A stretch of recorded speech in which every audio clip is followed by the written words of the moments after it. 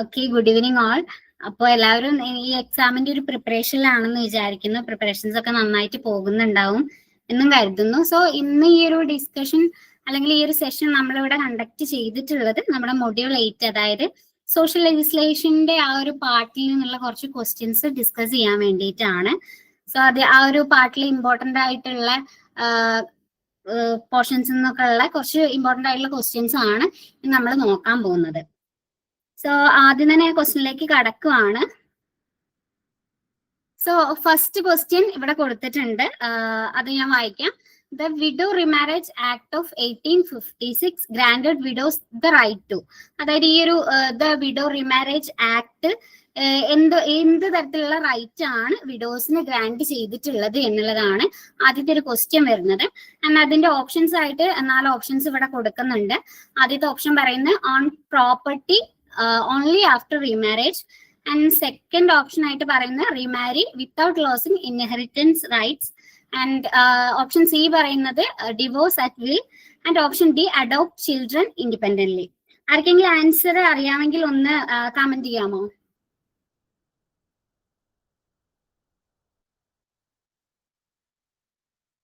Anybody എന്തെങ്കിലും guesses ഉണ്ടോ? ഈ 4 ഓപ്ഷൻസിൽ ഏതെങ്കിലും ആണ് കറക്റ്റ് എന്ന് എന്തെങ്കിലും ഒരു ഗസ് ആർക്കെങ്കിലും ഉണ്ടോ? ഓപ്ഷൻ സി അല്ലേ? ഓപ്ഷൻ സി അല്ല. Any other ഗസ്സസ്?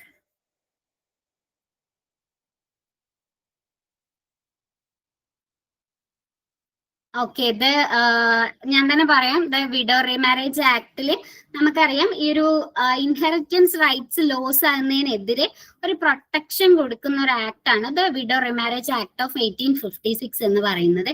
ആൻഡ് ഈ ഒരു വിഡോ റീമാരേജിനെ പറ്റി പറയുമ്പോൾ പ്രൊമിനന്റ് ആയിട്ടുള്ള അതിന്റെ ഒരു വ്യക്തിയാണ് ഈശ്വർ ചന്ദ്ര വിദ്യാസാഗർ. അതൊക്കെ എല്ലാവരും ഒന്ന് ഓർമ്മയിൽ വെക്കേണ്ട ഒരു കാര്യം കൂടിയാണ്. അദ്ദേഹമാണ് ഇത്തരത്തിൽ വിഡോ റീമാരേജിന് വേണ്ടിയിട്ട് ഇന്ത്യയിൽ ആദ്യമായിട്ട് ക്യാമ്പയിൻസ് ഒക്കെ സ്റ്റാർട്ട് ചെയ്തിട്ടുള്ളത്.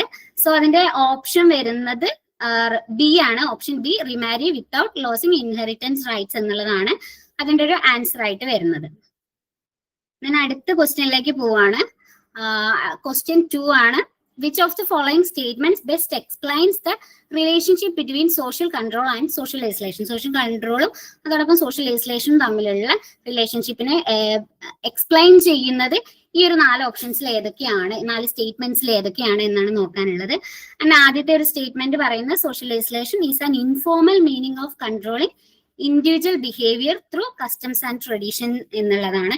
ആൻഡ് ആ ഒരു ഇൻഫോം എന്നുള്ള ടേം തന്നെ നമുക്ക് മനസ്സിലാക്കാം സോഷ്യൽ ലെജിസ്ലേഷന് ആയിട്ട് അതിന്റെ ഓപ്പോസിറ്റ് നിൽക്കുന്ന ഒരു കാര്യമാണ്.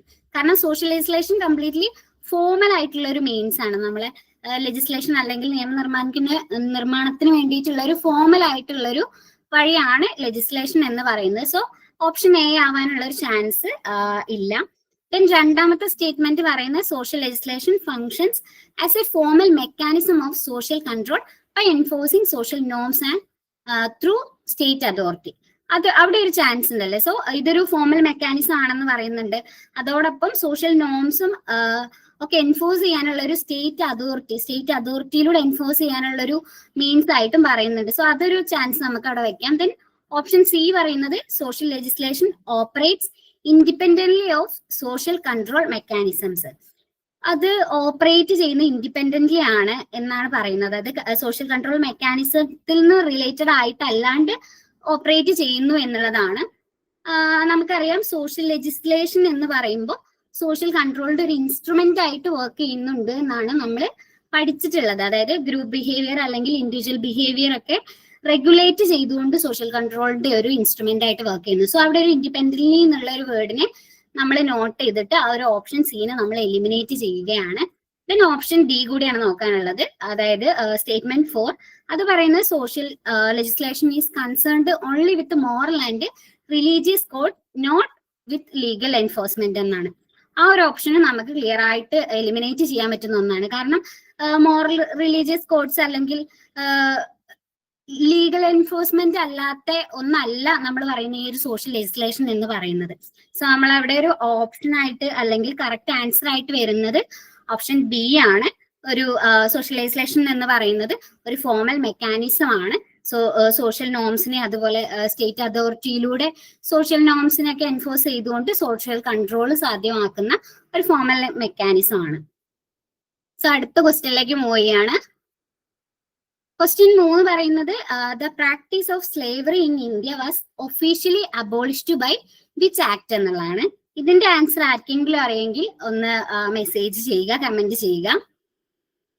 ആർക്കെങ്കിലും എന്തെങ്കിലും ഗസ് ഉണ്ടോ? ഓപ്ഷൻ എ പറയുന്നത് Indian penal code of 1860, option B പറയുന്നത് Indian slavery act of 1843, then option C bonded labour system abolition act of 1976, then option D പറയുന്നത് constitution of India 1950.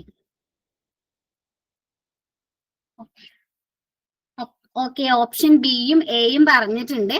So option A എന്ന് പറയുന്നത് നമ്മുടെ Indian penal code, അതൊരു criminal procedure കോഡാണ്. നമുക്കറിയാം നമ്മുടെ ഭാരതീയ ന്യായ സംഹിത വരുന്നതിന് മുന്നേ നമ്മൾ ഇന്ത്യയിൽ ഫോളോ ചെയ്തിരുന്ന ക്രിമിനൽ പ്രൊസീജിയർ കോഡാണ്. സോ അതിലല്ല actually practice of slavery abolish ചെയ്തിട്ടുള്ളത്. അതൊരു കോഡാണ്, അതൊരു ക്രിമിനൽ പ്രൊസീജിയേഴ്സ് ആയിട്ട് അല്ലെങ്കിൽ അത്തരത്തിലുള്ള നിയമങ്ങൾ ഉൾക്കൊള്ളുന്ന ഒരു കോഡാണ് ഇന്ത്യൻ പീനൽ കോഡ് എന്ന് പറയുന്നത്. സോ അതല്ലാതെ നമുക്ക് എലിമിനേറ്റ് ചെയ്യാം. ദെൻ കോൺസ്റ്റിറ്റ്യൂഷൻ ഓഫ് ഇന്ത്യ ആലോചിക്കുക വേണ്ട, അതും എലിമിനേറ്റ് ചെയ്യുക, അതൊരു ആക്ട് അല്ലല്ലോ. സോ ഓപ്ഷൻ ഡി എലിമിനേറ്റ് ചെയ്യാം. Then bonded labour system abolition of act 1976 ഇതുപോലെ ബോണ്ടഡ് ലേബർ അബോളിഷ് ചെയ്യാൻ വേണ്ടിയിട്ട് നിലവിൽ വന്നിട്ടുള്ള ഒരു ആക്ട് ആണ്. ദെൻ അപ്പോ അടുത്ത ആൻസർ ഓപ്ഷൻ ബി ആണ് വരുന്നത്. ഇന്ത്യൻ സ്ലേവറി ആക്ട് ഓഫ് 1843 ആണ് കറക്റ്റ് ആൻസർ ആയിട്ട് വരുന്നത്.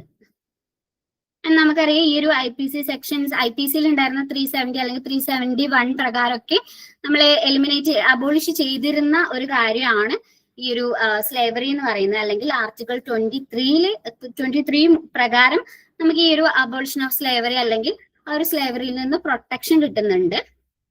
ദെൻ അടുത്തൊരു ക്വസ്റ്റ്യൻ നോക്കുകയാണ് നമ്മൾ. ഫോർത്ത് ക്വസ്റ്റ്യൻ നോക്കുന്നത്. ഫോർത്ത് ക്വസ്റ്റ്യൻ പറയുന്നത് which article of the Indian constitution prohibits trafficking in human beings and forced labour എന്നുള്ളതാണ്. ഇതിന്റെ ആൻസർ എല്ലാവരും കമന്റ് ചെയ്യുക, കാരണം ഞാനിപ്പോ ജസ്റ്റ് മെൻഷൻ ചെയ്ത് പോയിട്ടുള്ളൂ ഇതിന്റെ ആൻസർ.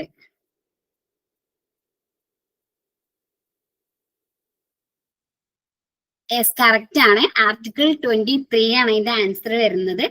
സോ ആർട്ടിക്കിൾ 23 പ്രകാരം നമ്മുടെ ഈ ഒരു ഹ്യൂമൻ ട്രാഫിക്കിംഗ് അതുപോലെ തന്നെ ഫോഴ്സ്ഡ് ലേബർ അബോളിഷ് ചെയ്തിട്ടുണ്ട് ഇന്ത്യൻ കോൺസ്റ്റിറ്റ്യൂഷനിലൂടെ.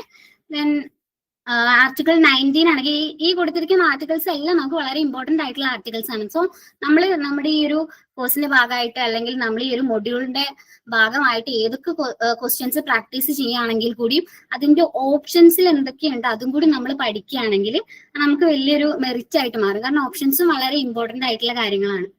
ദെൻ ആർട്ടിക്കിൾ 19 എന്താ നമുക്കറിയാം, freedom of speech and expression ആണ്. Then article 21 protection of life and personal liberty ആണ് പറയുന്നത്. ദെൻ ആർട്ടിക്കിൾ 23 നമ്മളിപ്പോ പറഞ്ഞു ട്രാഫിക്കിംഗിൽ നിന്നും അതുപോലെ തന്നെ ഫോഴ്സ്ഡ് ലേബറിൽ നിന്നും പ്രൊഹിബിറ്റ് ചെയ്യുന്ന ഒരു ആർട്ടിക്കിൾ ആണ്. Then article 32 right to constitutional remedies ആണ്. സോ ആർട്ടിക്കിൾ 23 ആണ് ആൻസർ. അടുത്ത ക്വസ്റ്റ്യനിലേക്ക് മൂവ് ചെയ്യാണ്. ക്വസ്റ്റ്യൻ 5 പറയുന്നത് the sati system was legally abolished in the year. Sati system abolish ചെയ്ത ഇയർ ആണ് ചോദിക്കുന്നത്. Options A 1818, then 1829, option C 1843 and option D 1856. ആർക്കെങ്കിലും ആൻസറിൽ എന്തെങ്കിലും ഗസ് ഉണ്ടോ?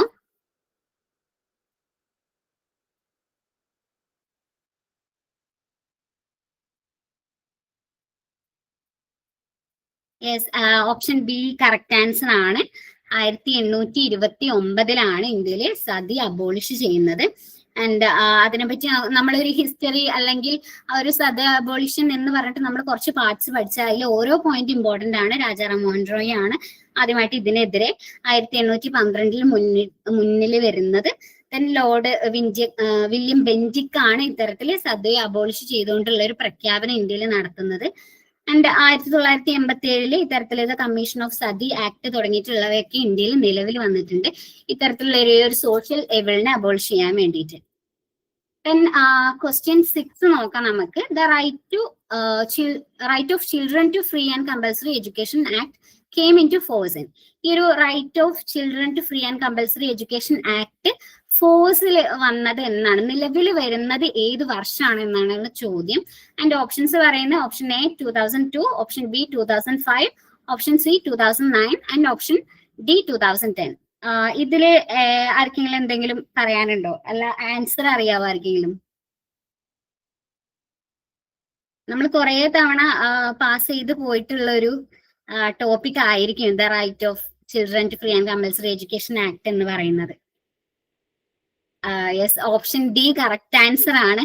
ഞാൻ വിചാരിച്ചു നിങ്ങൾ പലരും ഇത് തെറ്റായിട്ട് പറയുന്നു, കാരണം നമ്മൾ പറയുന്നത് ഈ ഒരു ആക്ടിന്റെ വർഷമായിട്ട് നമ്മൾ പറയുക 2009 ആണ്, പക്ഷെ ഇത് നിലവിൽ വരുന്നത് 2010 സോ അവിടെ ഒരു കൺഫ്യൂഷൻ, ആ ഒരു ക്വസ്റ്റ്യൻ എല്ലാവരും ശ്രദ്ധിക്കുക. ഈ ആക്ട് എന്നാണ് ഇനാക്ട് ചെയ്തത് എന്നുള്ളതും എന്നാണ് കെയിം ഇൻ ടു ഫോഴ്സ് എന്നുള്ളതും എപ്പോഴും ശ്രദ്ധിച്ച് തന്നെ ആൻസർ ചെയ്യാൻ വേണ്ടിയിട്ട് ശ്രമിക്കുക കേട്ടോ. സോ ആൻസർ 2010 തന്നെയാണ്. എന്റെ ഏഴാമത്തെ ക്വസ്റ്റ്യൻ നോക്കാം. The main objective of the RTA act of 2005 is. 4 options കൊടുത്തിട്ടുണ്ട്. ഒന്നാമതായിട്ട് ensuring educational rights for children, രണ്ടാമതായിട്ട് empowering citizens through transparency and accountability, മൂന്നാമതായിട്ട് protecting woman from domestic violence and നാലാമതായിട്ട് റെഗുലേറ്റിംഗ് ചൈൽഡ് ലേബർ. ഇതിന്റെ ആൻസറിൽ എന്തെങ്കിലും guess ഉണ്ടോ?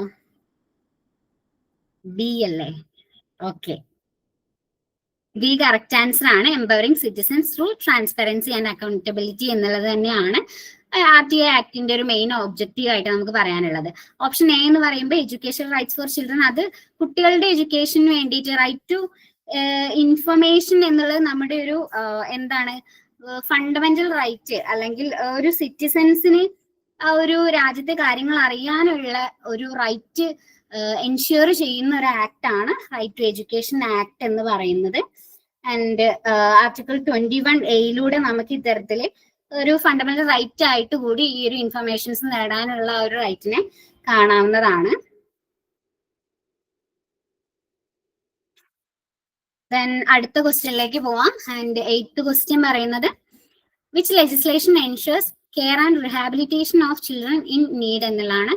Options A child marriage restraint act of 1929, option B juvenile justice act of 2015, option C child labour act of 1986 and option D right to education act of 2009. ഇതിൽ എന്തൊക്കെ guest ഉള്ളത്? ആർക്കെങ്കിലും answer അറിയാവോ? ഈ 4 ആക്ടുകളും നമുക്കറിയാം കുട്ടികളുമായിട്ട് റിലേറ്റഡ് ആയിട്ട് വരുന്ന ആക്ടുകൾ തന്നെയാണ്. ഇതിൽ എന്താണ് കറക്റ്റ് ആൻസർ? ഓപ്ഷൻ ബി പറയുന്നുണ്ട്. വേറെ എന്തെങ്കിലും ഗസ്സസ് ഉണ്ടോ? വേറെ ഗസ്സസിന്റെ ആവശ്യമില്ല, കാരണം ഓപ്ഷൻ ബി തന്നെയാണ് കറക്റ്റ് ആൻസർ. ആൻഡ് അതില് ഓപ്ഷൻ എ എന്ന് പറയുന്നത് ചൈൽഡ് മാരേജിന്റെ പ്രൊഹിബിഷന് വേണ്ടിയിട്ട് മാത്രം വന്നിട്ടുള്ള ഒന്നാണ്. ആൻഡ് ഓപ്ഷൻ സി എന്ന് പറയുന്നത് ചൈൽഡ് ലേബറുമായിട്ട് റിലേറ്റഡ് ആയിട്ട് വന്നിട്ടുള്ള ഒരു നിയമമാണ്. ആൻഡ് അവസാനമായിട്ട് ഓപ്ഷൻ ഡി ആണെങ്കിൽ റൈറ്റ് ടു എഡ്യൂക്കേഷൻ ആക്ട്, കുട്ടികളുടെ വിദ്യാഭ്യാസത്തിന്റെ സംരക്ഷണത്തിന് വേണ്ടിയിട്ട് 2010 നിലവിൽ വന്നിട്ടുള്ള ആക്ട് ആണ് right to education act. Juvenile justice act ആണ് ഇത്തരത്തില് കുട്ടികളുടെ നീഡിലുള്ള കുട്ടികളുടെ റീഹാബിലിറ്റേഷനും കെയറിനും വേണ്ടിയിട്ട് വന്നിട്ടുള്ള ഒരു ലെജിസ്ലേഷൻ എന്ന് പറയാം. ദെൻ അടുത്ത ക്വസ്റ്റ്യൻ പറയുകയാണ്. Question 9, the protection of human rights act of 1993 established. അതായത് ഈ ഒരു ആക്ട് മുഖേന എസ്റ്റാബ്ലിഷ് ചെയ്തിട്ടുള്ള കമ്മീഷൻ ഏതാണ് എന്നാണ് ചോദിക്കുന്നത്. ഓപ്ഷൻ എ പറയുന്ന national commission for woman, option B national human rights commission, then national minorities commission and the national legal services authority. Yes, option D correct answer ആണ്.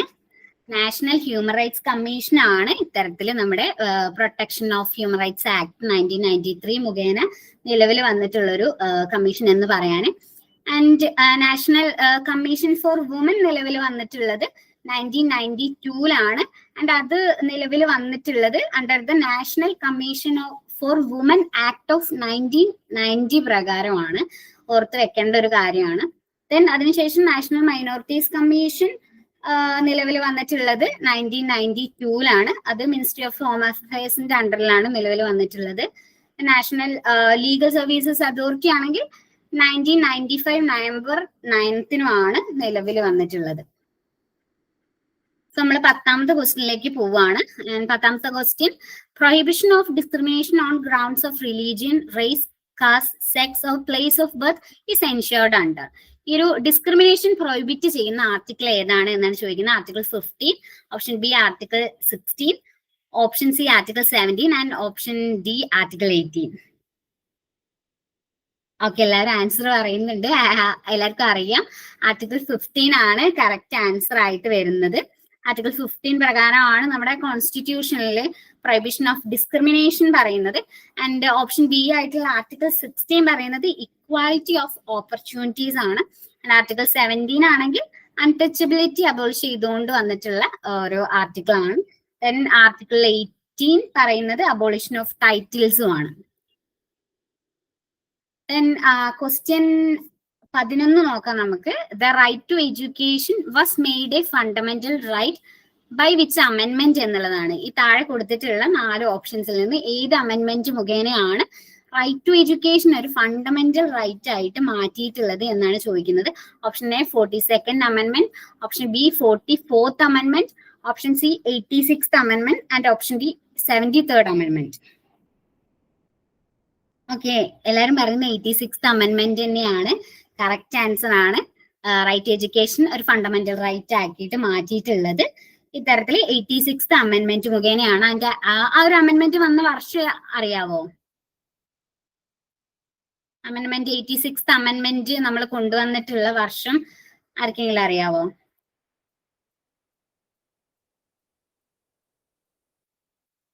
ഓക്കെ, 2002 ഇത്തരത്തിൽ 86th 2005 അല്ല 2002 86th അമെൻമെന്റ് വന്നിട്ടുള്ളത്. അതിന്റെ ഒരു അമെൻമെന്റിലൂടെയാണ് ആർട്ടിക്കിൾ 21A നമ്മൾ right to education fundamental right ആയിട്ട് add ചെയ്തിട്ടുള്ളത്. And ഈ ഒരു 86th അമെൻമെന്റിൽ തന്നെയാണ് നമ്മൾ 11th ഫണ്ടമെന്റൽ ഡ്യൂട്ടിയും കൂടി ഒരു ഫണ്ടമെന്റൽ ഡ്യൂട്ടിയിലേക്ക് ആഡ് ചെയ്യുന്നത്. അതുവരെ 10 ഫണ്ടമെന്റൽ ഡ്യൂട്ടീസ് ആയിരുന്നു ഉണ്ടായിരുന്നത്. ആ ഒരു 86th അമെൻമെന്റിലൂടെയാണ് ഈ ഒരു 11ാമത്തെ ഫണ്ടമെന്റൽ ഡ്യൂട്ടി ആഡ് ചെയ്യപ്പെടുന്നത്. ആൻഡ് 42nd അമെൻമെന്റിനെ പറ്റി പറയാനാണെങ്കിൽ 1976 വന്നിട്ടുള്ള ഏറ്റവും ഇമ്പോർട്ടന്റ് ആയിട്ടുള്ള ഒരു അമെൻമെന്റ് ആണ് ഈ 42nd അമെൻമെന്റ് എന്ന് പറയുന്നത്. നമ്മൾ പല എക്സാംസിന് റിപ്പീറ്റ് ചെയ്ത് കാണുന്ന ഒരു ക്വസ്റ്റ്യൻ ആണ് ഈ ഒരു 42nd അമെൻമെന്റിനെ പറ്റി പറയുന്നത്. ആ ഒരു അമെൻമെന്റിലൂടെയാണ് നമ്മുടെ പ്രയാമ്പിള് അമെൻഡ് ചെയ്തിട്ടുള്ളത്. അതായത് സോഷ്യലിസ്റ്റ്, സെക്യുലർ, ഇന്റഗ്രിറ്റി തുടങ്ങിയിട്ടുള്ള ടേംസ് ഒക്കെ നമ്മുടെ പ്രിയാമ്പിളിൽ ആഡ് ചെയ്തിട്ടുള്ളത് 42nd അമെൻമെന്റ് മുഖേനയാണ്. ദെൻ 44th അമെൻമെന്റ് റൈറ്റ് ടു പ്രോപ്പർട്ടി ഒരു ലീഗൽ റൈറ്റ് ആയിട്ട് മാറ്റിയത്. അതുവരെ ഫണ്ടമെന്റൽ റൈറ്റ് ആയിട്ടുണ്ടായിരുന്ന റൈറ്റ് ടു പ്രോപ്പർട്ടി ഒരു ലീഗൽ റൈറ്റ് ആയിട്ട് ചേഞ്ച് ചെയ്തിട്ട് മാറ്റിയിട്ടുള്ളത് ഈ ഒരു 44th അമെൻമെന്റ് പ്രകാരമാണ്. ദെൻ 73rd അമെൻമെന്റ് പഞ്ചായത്ത് രാജ് ഇൻസ്റ്റിറ്റ്യൂഷൻസിനെ പറ്റിയിട്ട് അതിന്റെ ഒരു കോൺസ്റ്റിറ്റ്യൂഷൻ കാര്യങ്ങളൊക്കെയാണ് 73rd അമെൻമെന്റ് ഉൾക്കൊള്ളുന്നുള്ളത്. 86th അമെൻമെന്റ് ആണ് നമ്മുടെ ആൻസർ വരുന്നത്. അടുത്തായിട്ട് 12ാമത്തെ ക്വസ്റ്റ്യനിലേക്ക് പോവാം. The directive principles of state policy are contained in which part എന്നുള്ളതാണ്. കോൺസ്റ്റിറ്റ്യൂഷന്റെ ഏത് പാർട്ടിലാണ് DPSP ഉൾക്കൊള്ളുന്നത് എന്നുള്ളതാണ്. Option A part 3, option B part 4, option C part 4A, option D part 5. വേറെ ആർക്കെങ്കിലും ആൻസർ അറിയാനുണ്ടോ? ഓപ്ഷൻ ബി ഒരു ആൻസർ പറയുന്നുണ്ട്. ഓപ്ഷൻ ബി തന്നെയാണ് കറക്റ്റ് ആൻസർ. DPSP ഉൾക്കൊള്ളുന്ന പാർട്ട് 4 ആൻഡ് സിറ്റിസൺഷിപ്പ് ആണ് പാർട്ട് 2. പാർട്ട് 1 നമ്മുടെ union and its territory introduction പോലെ നമ്മളെ രാജ്യത്തെ കുറിച്ച് പറയുന്നതാണ് പാർട്ട് 1 എന്ന് പറയുന്നത്. ദെൻ പാർട്ട് 3 ഫണ്ടമെന്റൽ റൈറ്റ്സും ആണ് ഉൾക്കൊള്ളുന്നത്. സോ ആൻസർ എന്ന് പറയുന്നത് പാർട്ട് 4 ആണ്. അടുത്തായിട്ട് 13ാമത്തെ ക്വസ്റ്റ്യൻ ആണ്. Who is the current chairperson of the national human rights commission of India? National human rights കമ്മീഷന്റെ ഇന്ത്യയിലെ ഇപ്പോഴത്തെ ചെയർപേഴ്സൺ ആരാണ് എന്നുള്ളതാണ് ചോദ്യം. ആൻസർ അറിയാവുന്നവർ പെട്ടെന്ന് കമന്റ് ചെയ്യുക. ഓപ്ഷൻ എ എന്ന് പറയുന്നത് justice Arun Mishra, option B justice V Ramasubramanian, option C justice Alexander Thomas and option D HL Dattu. ആർക്കെങ്കിലും അറിയാവോ? ബി കറക്റ്റ് ആൻസർ ആണ്. ജസ്റ്റിസ് വി രാമസുബ്രഹ്മണ്യൻ ആണ് ഇപ്പോഴത്തെ നാഷണൽ ഹ്യൂമൻ റൈറ്റ്സ് കമ്മീഷന്റെ ചെയർമാൻ എന്ന് പറയാന്. ആൻഡ് ഇതിനു മുന്നേ HLZ2, അതായത് ഈ ഒരു ജസ്റ്റിസ് വി രാമസുബ്രഹ്മണ്യൻ ചുമതലയേൽക്കുന്നതിന് മുന്നേ HLZ2 ആയിരുന്നു നമ്മുടെ നാഷണൽ ഹ്യൂമൻ റൈറ്റ്സ് കമ്മീഷന്റെ ചെയർപേഴ്സൺ പദവി അലങ്കരിച്ചിരുന്നത്. ആൻഡ് ഈ ഒരു ഇപ്പോഴത്തെ കറന്റ് ചെയർപേഴ്സൺ ഈ ഒരു അപ്പോയിന്റ് ചെയ്യപ്പെടുന്നത് 2024 ഡിസംബറിലുമാണ്. സോ ജസ്റ്റിസ് വി രാമസുബ്രഹ്മണ്യൻ ആണ് കറക്റ്റ് ആൻസർ ആണ്. ദെൻ അടുത്ത ക്വസ്റ്റ്യനിലേക്ക് പോവാം. 14ാമത്തെ ക്വസ്റ്റ്യൻ. ഇവിടെ ഒരു 3 സ്റ്റേറ്റ്മെന്റ്സ് കൊടുത്തിട്ടുണ്ട്. ആ 3 സ്റ്റേറ്റ്മെന്റ്സിൽ ഏതാണ് കറക്റ്റ് എന്നുള്ളതാണ് ചോദ്യം വരുന്നത്. ആദ്യത്തെ സ്റ്റേറ്റ്മെന്റ് ഞാൻ വായിക്കാം. The rights of persons with disabilities act of 2016 replaces the persons with disabilities equal opportunities protection of rights and full participation act of 1995. 1995 ഈ ഒരു ആക്ട് റീപ്ലേസ് ചെയ്തുകൊണ്ടാണ് 2016 പേഴ്സൺ വിത്ത് ഡിസബിലിറ്റീസ് ആക്ട് വന്നത് എന്നാണ് ആദ്യത്തെ സ്റ്റേറ്റ്മെന്റ് പറയുന്നത്. രണ്ടാമത്തെ സ്റ്റേറ്റ്മെന്റ് പറയുന്നത് the act increased the reservation for people with benchmark disabilities from 3% to 5% in government jobs and 3% to 4% in higher education institutes. അതാണ് ഒരു സെക്കൻഡ് സ്റ്റേറ്റ്മെന്റ് പറയുന്നത്. അതായത് ഗവൺമെന്റ് ജോബ്സിൽ ഒരു റിസർവേഷൻ 3% നിന്ന് 5% ആക്കി. അതുപോലെ തന്നെ ഹയർ എഡ്യൂക്കേഷൻ ഇൻസ്റ്റിറ്റ്യൂഷൻസിൽ ഈ ഒരു റിസർവേഷന്റെ തോത് അല്ലെങ്കിൽ അതിന്റെ ഒരു പെർസെന്റേജ് 3 to 4 ആക്കി എന്നുള്ളതാണ്. ആൻഡ് മൂന്നാമത്തെ സ്റ്റേറ്റ്മെന്റ് പറയുന്നത് the act provides for 5% reservation in allotment of agricultural land and housing in all relevant schemes and development programs with appropriate priority to women with benchmark disability എന്നുള്ളതാണ്.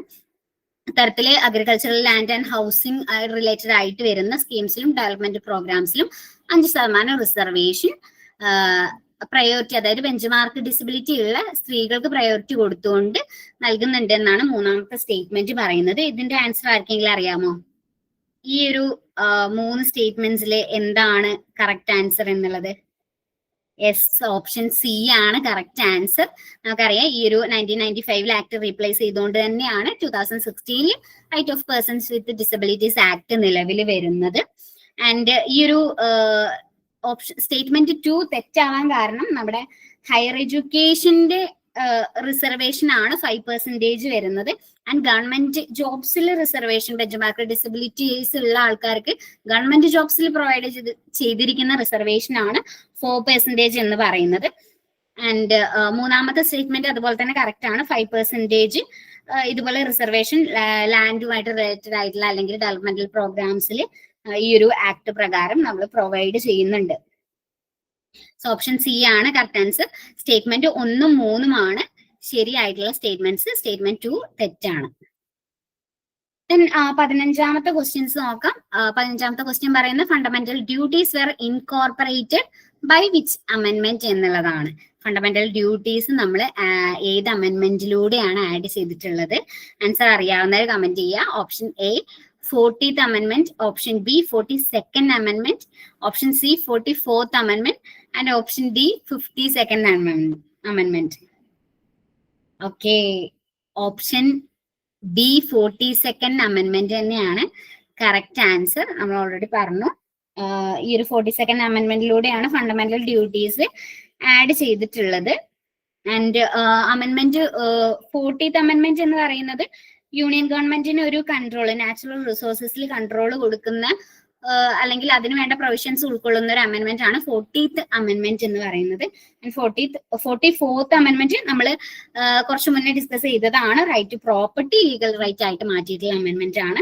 And 52nd amendment anti defection ലോയും കൂടി ഉൾക്കൊള്ളുന്ന ഒരു amendment ആണ്. So answer 42nd amendment ആണ്. Fundamental duties add ചെയ്തിട്ടുള്ളത് 42nd amendmentലൂടെയാണ്. So ഇനി അടുത്ത 16ാമത്തെ ക്വസ്റ്റ്യൻ നോക്കാം. The Hindu marriage act applies to.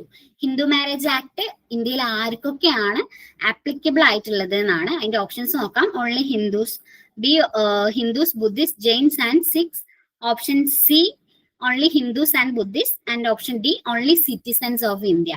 Answer ഒന്ന് കമന്റ് ചെയ്തോളൂ.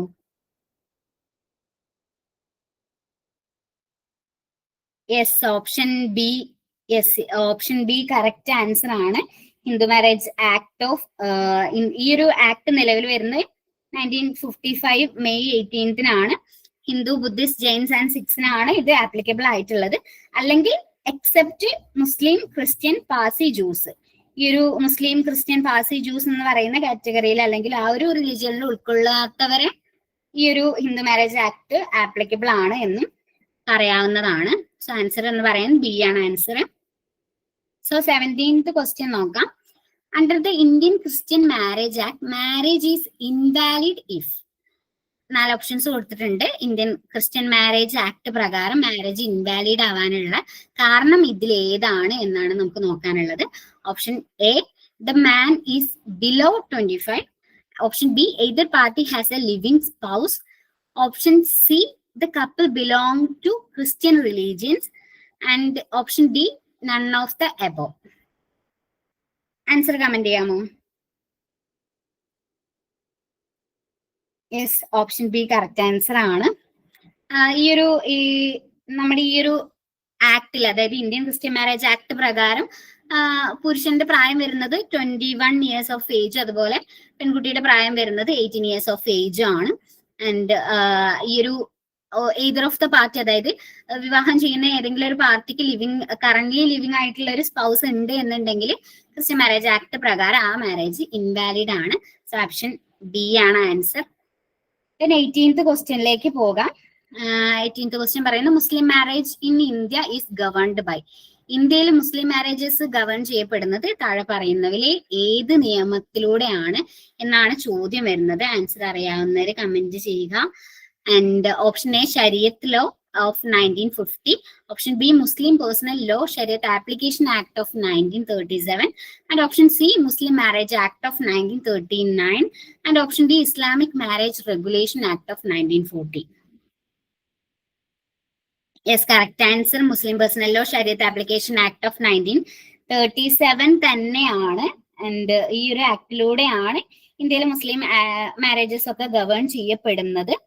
ആൻഡ് മുസ്ലിം മാരേജസ് മാത്രമല്ല, ഡിവോഴ്സസിന്റെ കാര്യത്തിലും കൂടി ഇത്തരത്തിൽ ഈ ഒരു മുസ്ലിം പേഴ്സണൽ ലോ ശരിയത്ത് ആപ്ലിക്കേഷൻ ആക്ട് റെഗുലേഷൻസ് കൊണ്ടുവരുന്നുണ്ട്. കൂടാതെ ഈ ഇത്തരത്തിൽ ഡിവോഴ്സുമായിട്ട് റിലേറ്റഡ് ആയിട്ട്, അഥവാ മുസ്ലിം കമ്മ്യൂണിറ്റിയിൽ ഡിവോഴ്സുമായിട്ട് റിലേറ്റഡ് ആയിട്ട് വരുന്ന മറ്റൊരു ആക്ട് ആണ് dissolution of Muslim marriages act of 1937. ഈ 2 ആക്ടുകളാണ് ഡിവോഴ്സുമായിട്ട് റിലേറ്റഡ് ആയിട്ട് ഈ ഒരു കമ്മ്യൂണിറ്റിയിൽ പറയാനുള്ളത്.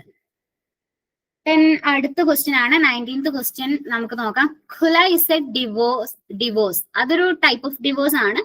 അത് ആര് ഇനീഷ്യേറ്റ് ചെയ്യുന്നതാണ് എന്നുള്ളതാണ് ചോദ്യം വരുന്നത്. Option A, initiated by the husband. Option B, by mutual consent.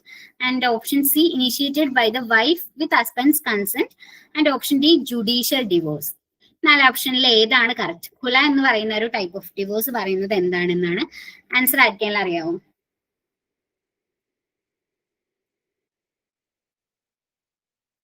Yes, option C ആണ് കറക്റ്റ് ആൻസർ ആയിട്ട് വരുന്നത്. Initiated by the wife with husband's consent എന്നുള്ളതാണ്.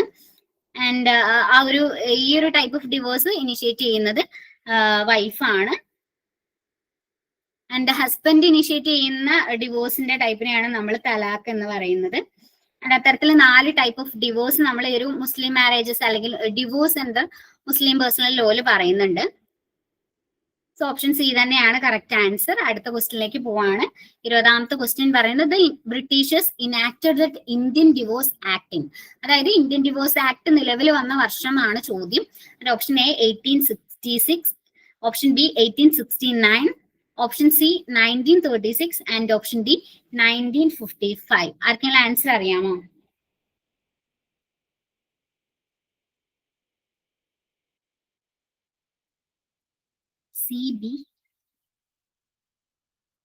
ഈ ഒരു ഇന്ത്യൻ ഡിവോഴ്സ് ആക്ട് നിലവിൽ വന്ന അല്ലെങ്കിൽ ഇനാക്ട് ചെയ്തിരിക്കുന്ന വർഷം ഏതാണ് എന്നാണ് ചോദ്യം.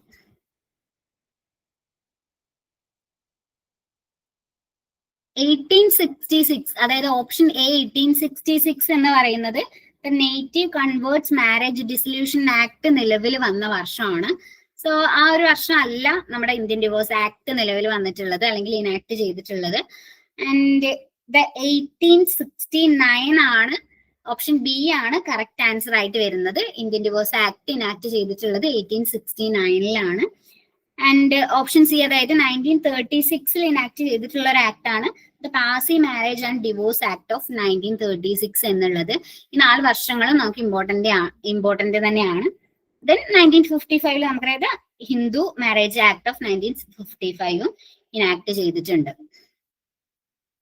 ഓക്കെ, ഇനി അടുത്ത ക്വസ്റ്റ്യനിലേക്ക്. ഓപ്ഷൻ ബി ആണ് നമ്മുടെ ഇന്ത്യൻ ഡിവോഴ്സ് ആക്ട് ഇനാക്ട് ചെയ്തിട്ടുള്ളത് 1869 Then അടുത്ത question, which of the following statement is true?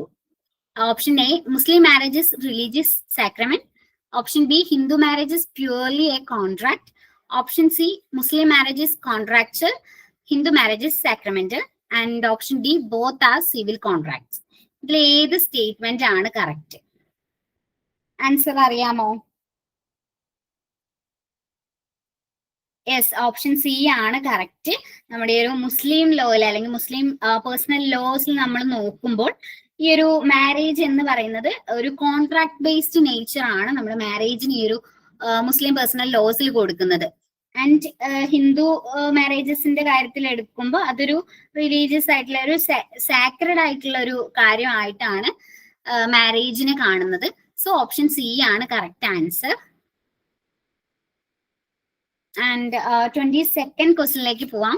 The 2005 amendment to the Hindu Succession Act granted daughters. ആ ഒരു 2005 വന്നിട്ടുള്ള ഹിന്ദു സക്സഷൻ ആക്ടിൽ വന്നിട്ടുള്ള ഒരു അമെൻമെന്റ് എന്താണ് ഗ്രാന്റ് ചെയ്യുന്നത്?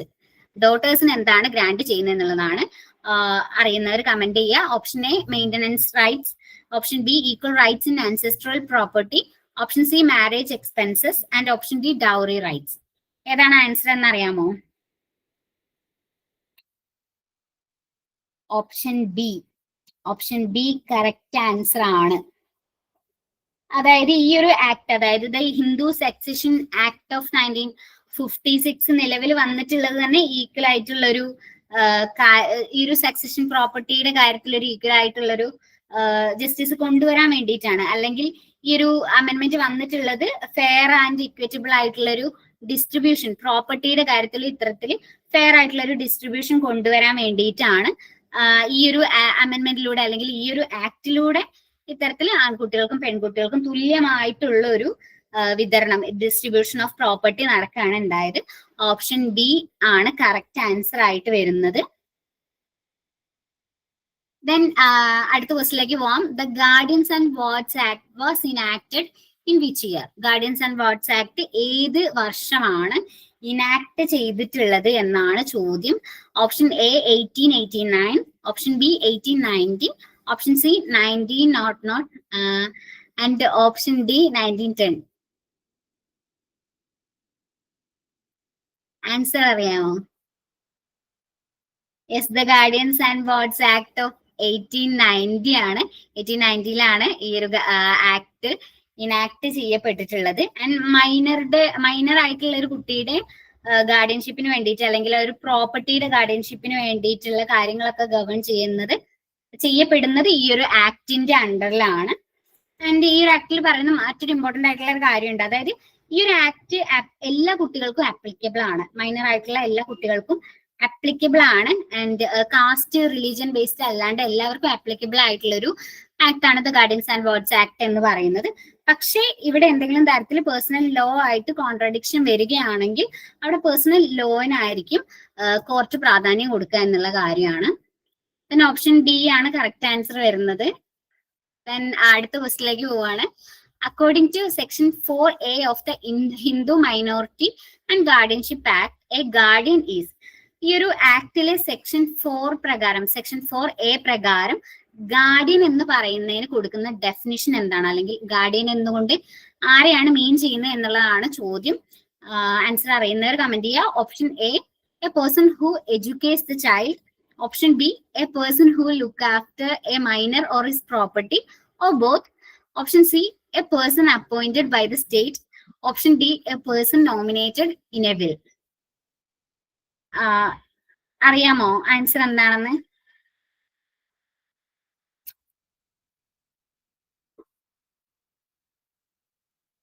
ഹിന്ദു മൈനോറിറ്റി ആൻഡ് ഗാർഡിയൻഷിപ്പ് ആക്ടിലെ സെക്ഷൻ 4 പ്രകാരം ഗാർഡിയൻ ആരാണെന്നാണ് ചോദിക്കുന്നത്. ആൻഡ് അതിന്റെ കറക്റ്റ് ആൻസർ ആയിട്ട് വരുന്നത് അതെ ഓപ്ഷൻ ബി തന്നെയാണ് കറക്റ്റ് ആൻസർ ആയിട്ട് വരുന്നത്. A person who look after a minor or property or both.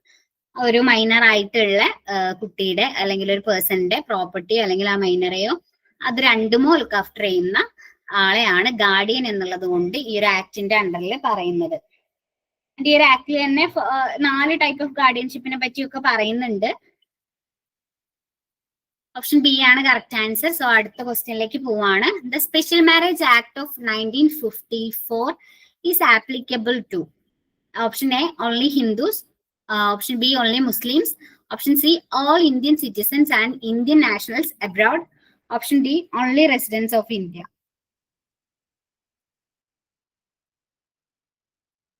Yes, C ആണ് കറക്റ്റ് ആൻസർ വരുന്നത്. All Indian citizens and Indian nationals abroad എന്നുള്ളതാണ് ഈ ഒരു ക്വസ്റ്റ്യന്റെ ആൻസർ ആയിട്ട് വരുന്നത്. കാരണം ഇന്ത്യൻ സ്പെഷ്യൽ മാരേജ് ആക്ട് എന്ന് പറയുന്ന ഈ ഒരു പേഴ്സണൽ ലോ ഒരു റിലീജിയന്റെയും ബേസിൽ അല്ലാണ്ട് എല്ലാവർക്കും ഒരുപോലെ ആപ്ലിക്കബിൾ ആയിട്ട്, അല്ലെങ്കിൽ ഇത്തരത്തിൽ പല റിലീജിയനിലുള്ള ആൾക്കാരുടെ മിശ്രവിവാഹങ്ങൾക്ക് വേണ്ടിയിട്ടുള്ള രജിസ്ട്രേഷൻ കാര്യങ്ങളൊക്കെ ഗവേൺ ചെയ്യപ്പെടുന്നത് ഈ ഒരു ആക്ടിന്റെ അണ്ടറിലാണെന്ന് നമുക്ക് വേണമെങ്കിൽ പറയാവുന്നതാണ്. ആൻഡ് ഈ ഒരു ആക്ട് റീപ്ലേസ് ചെയ്തിട്ടുള്ള 1872 ഉണ്ടായിരുന്ന ഇത്തരത്തിലുള്ള മാരേജ് ആക്ട് റീപ്ലേസ് ചെയ്തുകൊണ്ടാണ് ഇത് സ്പെഷ്യൽ മാരേജ് ആക്ട് ഓഫ് 1954 നിലനിൽക്കുന്നത്. ആൻസർ സി ആണ്. ആൻഡ് അടുത്ത ക്വസ്റ്റിലേക്ക് പോവാണ്. When a person dies without leaving a will the succession is called. ഒരാള് വിൽ എഴുതി വെക്കാതെ അയാളുടെ മരണപത്രം അല്ലെങ്കിൽ ഒരു പ്രോപ്പർട്ടി ആയിട്ടുള്ള കാര്യങ്ങളൊന്നും സൂചിപ്പിക്കാതെ മരിക്കുകയാണ് എന്നുണ്ടെങ്കിൽ ആ ഒരു സക്സഷൻ എന്താണ് പറയുന്നത് എന്നാണ് ചോദ്യം വരുന്നത്. ആൻഡ് ഓപ്ഷൻസ് പറയാം. Testamentary succession, B legal succession, and C interstate succession, and option D civil succession. Answer അറിയാമോ?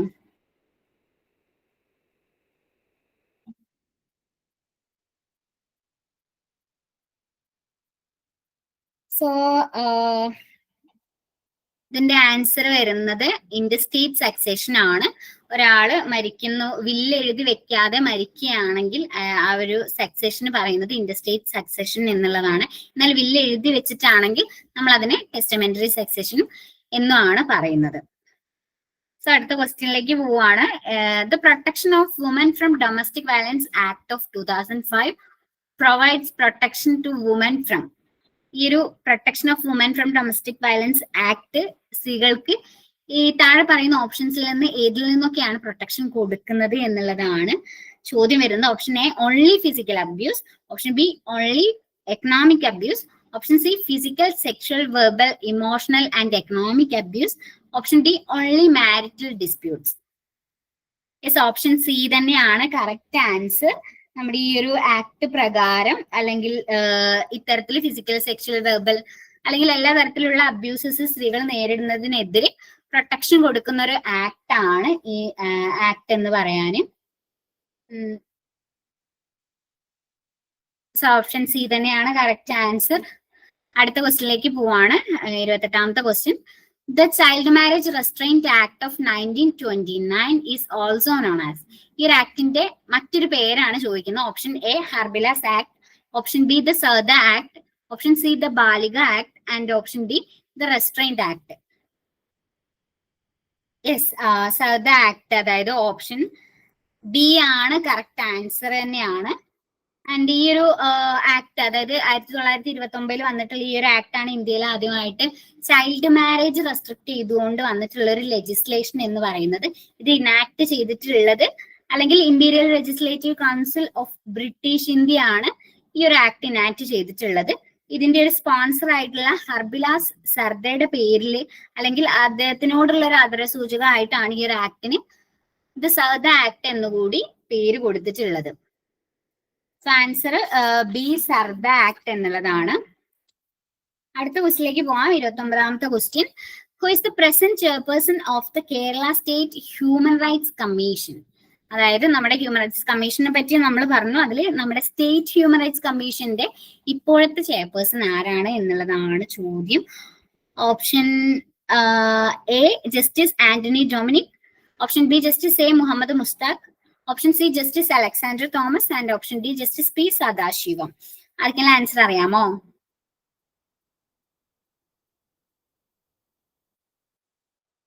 Yes, option C correct answer ആണ്. ജസ്റ്റിസ് അലക്സാണ്ടർ തോമസ് ആണ് ഇപ്പോഴത്തെ കേരള സ്റ്റേറ്റ് ഹ്യൂമൻ റൈറ്റ്സ് കമ്മീഷന്റെ ചെയർപേഴ്സൺ ആയിട്ട് അത് ഉള്ളത്. ആൻഡ് നമുക്കറിയാം നാഷണൽ ഹ്യൂമൻ റൈറ്റ്സ് കമ്മീഷന്റെ ആണെങ്കിൽ ജസ്റ്റിസ് വി രാമസുബ്രഹ്മണ്യനുമാണ് ഒരു കറന്റ് ചെയർപേഴ്സൺ ആയിട്ടുള്ളത്. സോ ഓപ്ഷൻ സി ആണ് കറക്റ്റ് ആൻസർ. അടുത്ത ക്വസ്റ്റ്യനിലേക്ക് പോവാണ്. The prohibition of child marriage അമെൻമെന്റ് ബിൽ ഓഫ് 2021 പ്രപ്പോസസ് ടു. ഈ ഒരു പ്രൊഹിബിഷൻ ഓഫ് ചൈൽഡ് മാരേജ് അമെൻമെന്റ് ബില്ല് എന്തിനു വേണ്ടിയിട്ടാണ് വന്നിട്ടുള്ളത്, അല്ലെങ്കിൽ അത് എന്താണ് പ്രപ്പോസ് ചെയ്യുന്നത് എന്നാണ്. Option A reduces the marriageable age for woman. Option B raise the marriageable age for woman from 18 to 21 years. And option C equalise the marriageable age of women and men at 18 years. And option D restrict marriage registration. Answer ആർക്കെങ്കിലും അറിയാമോ?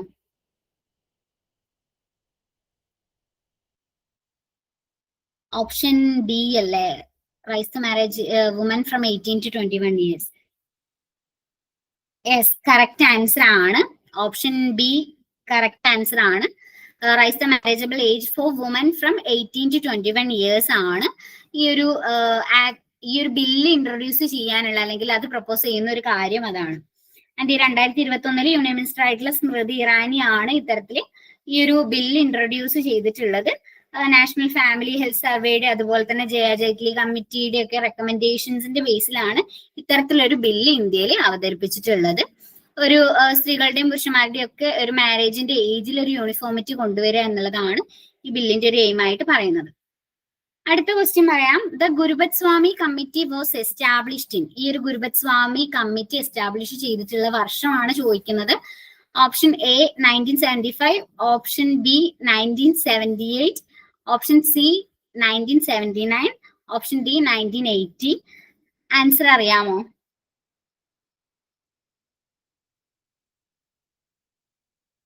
Okay, the Gurupadaswamy committee establish ചെയ്തിട്ടുള്ളത് 1979 option C ആണ് correct answer ആയിട്ട് വരുന്നത്.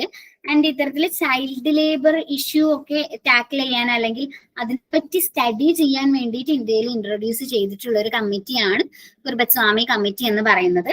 And 1986 ഇതുപോലെ child labour prohibition regulation act വന്നിട്ടുണ്ട്. അതിനുശേഷം 2016 അതിനൊരു അമെന്റ്മെന്റ് വന്നിട്ടുണ്ട്. ഇവയൊക്കെ ഇത്തരത്തില് ചൈൽഡ് ലേബർ ഇഷ്യൂ ടാക്കിൾ ചെയ്യാൻ, അല്ലെങ്കിൽ അതുമായിട്ട് റിലേറ്റഡ് ആയിട്ട് വന്നിട്ടുള്ള ഇമ്പോർട്ടന്റ് ആയിട്ടുള്ള ലെജിസ്ലേഷൻസ് ആണ്. സോ ആൻസർ വരുന്നത് 1979 ആണ്. അടുത്ത ക്വസ്റ്റിലേക്ക് പോവാണ്. The consumer protection act of 1986 introduced for the first time the concept of. ഈ ഒരു ആക്ട് ഇൻട്രൊഡ്യൂസ് ചെയ്തിട്ടുള്ള ഒരു കൺസെപ്റ്റ് ഏതാണ്, ഓപ്ഷൻസിൽ നിന്ന് ഏതാണ് എന്നാണ് ചോദിക്കുന്നത്. Option A trade rights, option B consumer codes, option C consumer definition and rights, and option D corporate responsibilities. Answer അറിയാമോ? Yes, option C correct answer ആണ്. Consumer definition and rights.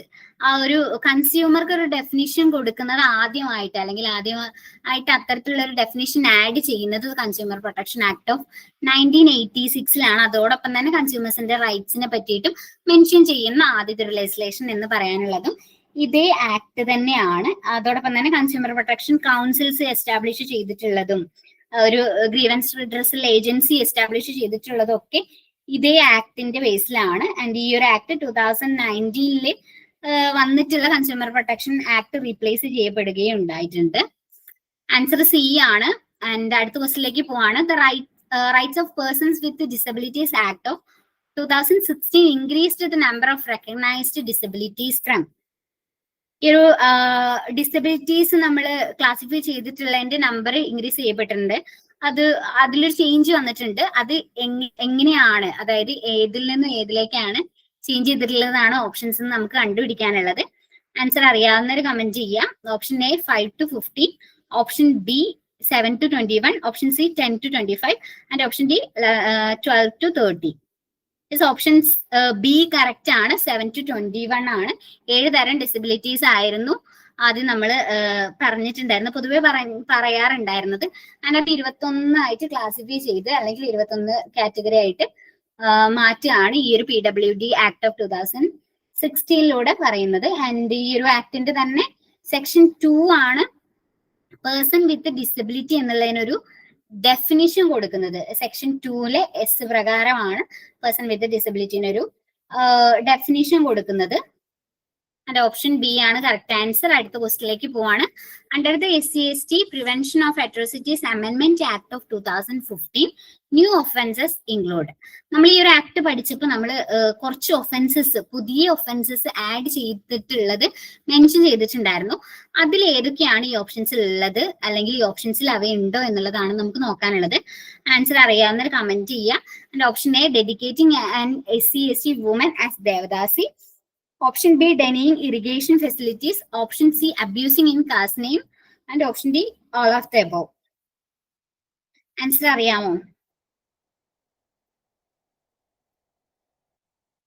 Option D ആണ് correct answer ആയിട്ട് വരുന്നത്. അതിന് മുകളിലുള്ള 3 ഓപ്ഷൻസും ഇത്തരത്തിൽ പുതിയ offences ആയിട്ട് ഈ ഒരു ആക്ടിന്റെ അണ്ടറിൽ നമ്മൾ ആഡ് ചെയ്തിട്ടുള്ളത് ആണ്. ആൻഡ് കൂടാതെ ഈ ചെരുപ്പുമാല, അതുപോലെ തന്നെ ഇറിഗേഷൻ, ഫോറസ്റ്റ് റൈറ്റ്സ് ഡെനി ചെയ്യുന്നത്, ആൻഡ് ബോയ്ക്കോട്ട് ചെയ്യുന്നത്, സോഷ്യലി എക്കണോമിക്കലി ബോയ്ക്കോട്ട് ചെയ്യുന്നത് തുടങ്ങിയിട്ടുള്ളവയ്ക്കാണ് മറ്റ് ഒഫൻസസ് ആയിട്ട് ആഡ് ചെയ്തിട്ടുള്ളത്. ഡി ആണ് ആൻസർ. ആൻഡ് അടുത്ത question, the environment protection act was enacted in the year. എൻവയോൺമെന്റൽ പ്രൊട്ടക്ഷൻ ആക്ട് ഇനാക്ട് ചെയ്തിരിക്കുന്ന വർഷമാണ്. And okay, option C correct answer ആണ്. 1986-ലാണ് ഇത്തരത്തിൽ എൻവയോൺമെന്റൽ പ്രൊട്ടക്ഷൻ ആക്ട് നിലവിൽ വന്നിട്ടുള്ളത്. ആൻഡ് 1972-ൽ ഇന്ത്യ പങ്കെടുത്തിരുന്ന സ്റ്റോക്ക്ഹോം കോൺഫറൻസിന്റെ ഒരു ഇംപ്ലിമെന്റേഷന്റെ ഭാഗമായിട്ട്, അല്ലെങ്കിൽ അതിന്റെ ഒരു റിസൾട്ട് ആയിട്ടാണ് ഇത്തരത്തിൽ 86-ൽ ഈ ഒരു ആക്ട് നമ്മൾ കൊണ്ടുവന്നിട്ടുള്ളത്. And option C correct answer ആണ്. അടുത്ത ക്വസ്റ്റിലേക്ക് പോവാണ്. How many sections are there in the ഭാരതീയ ന്യായ സംഹിത 2023? BNS-ൽ എത്ര സെക്ഷൻസ് ഉണ്ട് എന്നുള്ളതാണ് ചോദ്യം. Option A 358, option B 511, and option C 450, and option D 325. അടുത്ത ആൻസർ അറിയാമോ? ഓപ്ഷൻ എ ആണ് കറക്റ്റ് ആൻസർ. 358 സെക്ഷൻസ് ആണ് BNS-ൽ ഉള്ളത്. ആൻഡ് 511 സെക്ഷൻസ് ആയിരുന്നു IPC-ൽ. IPC ഓഫ് 1860-ൽ ഉണ്ടായിരുന്ന, IPC-ൽ ഉണ്ടായിരുന്നത് നമ്മൾ BNS കൊണ്ടുവരുന്നതിന് മുന്നേ നമ്മൾ ഫോളോ ചെയ്തിരുന്ന IPC-ൽ 511 സെക്ഷൻസ് ആയിരുന്നു ഉണ്ടായിരുന്നത്. എന്നാൽ ഇപ്പോൾ BNS-ൽ 358 സെക്ഷൻസ് ആണ് ഉള്ളത്. അടുത്ത ക്വസ്റ്റിലേക്ക് പോവാണ്. Which new form of punishment has been added under the BNS 2023? ഈ താഴെ പറയുന്നതിൽ ഏതാണ് ഒരു പുതിയ ഫോം ഓഫ് പണിഷ്മെന്റ് ആയിട്ട് BNS-ൽ ആഡ് ചെയ്തിട്ടുള്ളത് എന്നാണ് ചോദ്യം. Option A deportation, option B public service, option C community service, option D flogging. Answer അറിയാമോ? ഓക്കെ, ബി അല്ല, ഓപ്ഷൻ സി കമ്മ്യൂണിറ്റി സർവീസ് ആണ് ഇത്തരത്തിലൊരു പുതിയ ഫോം ഓഫ് പണിഷ്മെന്റ് ആയിട്ട് BNS-ൽ ആഡ് ചെയ്തിട്ടുള്ളത്.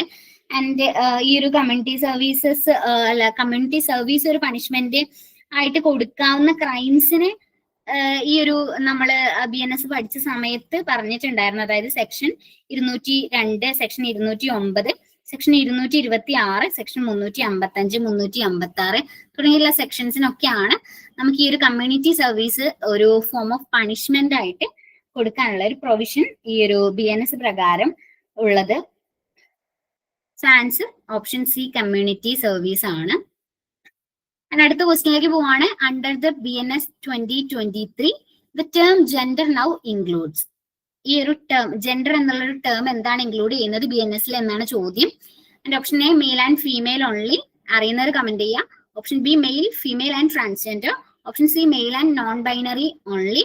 And option D male, female and third gender only.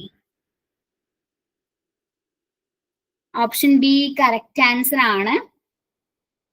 Transgender എന്നുള്ള ഒരു term അല്ലെങ്കിൽ ജെൻഡറിന് ഒരു ഡെഫിനേഷൻ കൊടുക്കുമ്പോൾ മെയിൽ, ഫീമെയിൽ ആൻഡ് മൂന്നാമതായിട്ട് ട്രാൻസ്ജെൻഡർ കൂടി ആഡ് ചെയ്തിട്ടുണ്ട് 2023-ല് BNS നിലവിൽ വരുന്ന സമയം. ആൻഡ് അതോടൊപ്പം തന്നെ ഹോമോസെക്ഷുവാലിറ്റി ഒരു ക്രൈം ആയിട്ടായിരുന്നു നിലവിലുണ്ടായിരുന്നത്. ആൻഡ് അതൊക്കെ റിമൂവ് ചെയ്തുകൊണ്ട് വന്നിട്ടുള്ളൊരു കാര്യമാണ് നമ്മുടെ BNS എന്ന് പറയാന്. അതുപോലെ തന്നെ അഡൾട്ടറി റിമൂവ് ചെയ്തിട്ടുണ്ട്. അത്തരത്തിൽ ഒട്ടേറെ ചേഞ്ചസ് വന്നിട്ടുണ്ട് BNS നിലവിൽ വരുന്ന സമയത്ത്. ആൻസർ ബി ആണ്. അതിന്റെ അടുത്ത ക്വസ്റ്റിനിലേക്ക് പോവാണ്.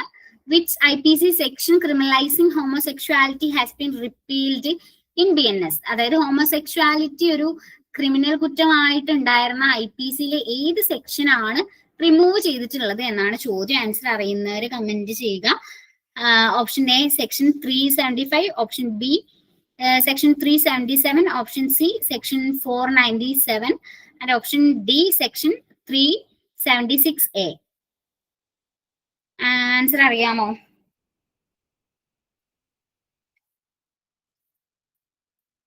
ഓക്കെ, ആൻസർ കറക്റ്റ് ആൻസർ വരുന്നത് സെക്ഷൻ 377 ആണ്. IPC സെക്ഷൻ 377 ഹോമോസെക്ഷുവാലിറ്റീനെ ക്രിമിനലൈസ് ചെയ്തുകൊണ്ട് ഉണ്ടായിരുന്ന ഒരു സെക്ഷൻ ആയിരുന്നു. അത് റിപ്പീൽ ചെയ്തിട്ടുണ്ട്, റിമൂവ് ചെയ്തിട്ടുണ്ട് BNS നമ്മൾ ഇൻട്രൊഡ്യൂസ് ചെയ്യുന്ന സമയത്ത്. ഓപ്ഷൻ ബി ആണ് കറക്റ്റ് ആൻസർ. അടുത്ത ക്വസ്റ്റിലേക്ക് പോവാണ്. Section 355 of BNS 2023 deals with. BNSലെ സെക്ഷൻ 355 എന്തുമായിട്ടാണ് ഡീൽ ചെയ്യുന്നത് എന്നാണ് ചോദ്യം. അറിയുന്നവരൊന്ന് കമന്റ് ചെയ്യുക. Option A misconduct in public by a drunken person, option B public servant unlawfully engaging in trade, option C defamation, option D offences against property. Answer ആർക്കെങ്കിലും എന്തെങ്കിലും guess ഉണ്ടാവും? ഓക്കെ, ഇതിന്റെ കറക്റ്റ് ആൻസർ വരുന്നത് option A ആണ്, misconduct in public by a drunken person. And ഇത്തരത്തില് ഈ ഒരു crime, അതായത് സെക്ഷൻ 355 പ്രകാരം ഇങ്ങനെ പബ്ലിക്ലി മിസ്കണ്ടക്ട് ചെയ്യുന്ന ഒരു മദ്യപാനിയായ ഒരു ആൾക്ക് കൊടുക്കാവുന്ന ഒരു പണിഷ്മെന്റ് ആയിട്ട് നമുക്ക് കമ്മ്യൂണിറ്റി സർവീസ് കൊടുക്കുന്ന ഒരു പ്രൊവിഷൻ കൂടി BNSൽ പറയുന്നുണ്ട്. അഥവാ കമ്മ്യൂണിറ്റി സർവീസ് ഒരു പണിഷ്മെന്റ് ആയിട്ട് കൊടുക്കാവുന്ന ഒരു ഒഫൻസ് ആണ് ഇത്തരത്തിൽ സെക്ഷൻ 355 എന്ന് പറയുന്നത്. ഓപ്ഷൻ എ ആണ് കറക്റ്റ് ആൻസർ ആയിട്ട് വരുന്നത്.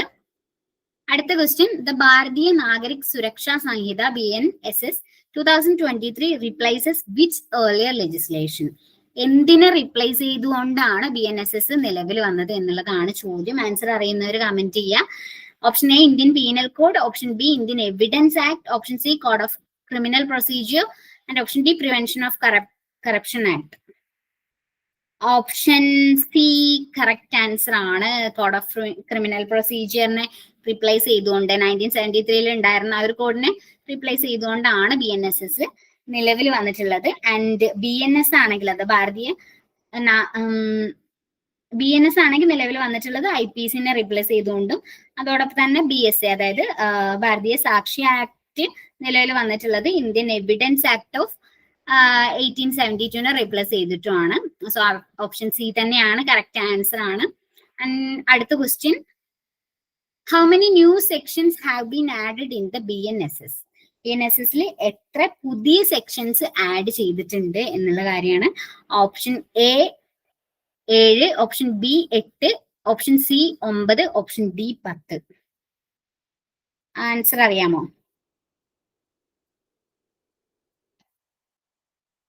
ഓക്കെ, ആൻസർ വരുന്നത് ഓപ്ഷൻ സി ആണ്.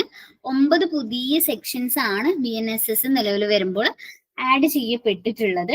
ആൻഡ് ഇതിൽ മൊത്തം ഒരു 531 സെക്ഷൻസ് ആണ് ഉള്ളത്. അതിൽ 177 റിവൈസ് ചെയ്യപ്പെട്ടിട്ടുണ്ട്. 9 സെക്ഷൻസ് പുതിയതായിട്ട് ആഡ് ചെയ്യപ്പെട്ടിട്ടുണ്ട്. ആൻഡ് 14 സെക്ഷൻസ് മുന്നേ ഉണ്ടായിരുന്ന, നമ്മൾ ഈ റീപ്ലേസ് ചെയ്ത് വരുന്നതിന് മുന്നേ ഉണ്ടായിരുന്ന, അതായത് കോഡ് ഓഫ് ക്രിമിനൽ പ്രൊസീജിയറിൽ ഉണ്ടായിരുന്ന 14 സെക്ഷൻസ് റിമൂവ് ചെയ്യുകയും ചെയ്തിട്ടുണ്ട്. ഓപ്ഷൻ സി ആണ് ആൻസർ വരുന്നത്. അടുത്ത question, which of the following is A new feature under the BNSS?